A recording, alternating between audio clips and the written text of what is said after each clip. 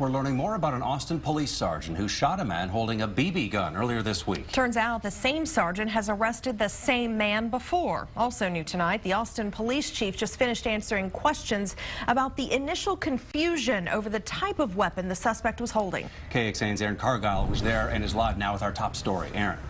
Good evening. The Austin Police Department fielding a lot of questions today after the chief called the weapon a semi-automatic pistol in a news conference right after the shooting. It turns out the gun is a gun that's used to shoot pellets and BBs. Now take a look at this picture. This is not the actual weapon used, but a picture of one just like it. It's made to look real. Chief Acevedo said the officer only had 2 to 3 seconds to make a decision when the suspect refused to put the gun down and moved it toward him.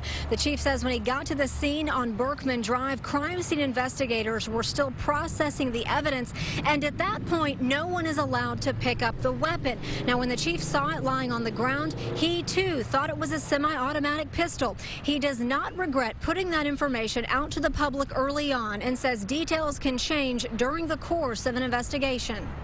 It could be a water gun, right? But if it looks like a semi-automatic pistol and the officer or the sergeant reasonably believed it was a semi-automatic pistol, then, that's why we teach people to not be running around with realistic guns out in public.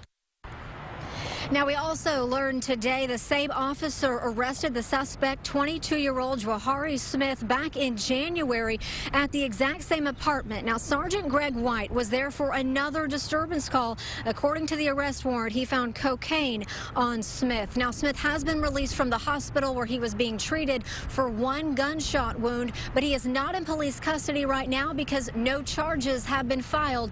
Police are still investigating this case. Live in Central Austin tonight, Aaron Cargyle, KXAN News. All right, Aaron.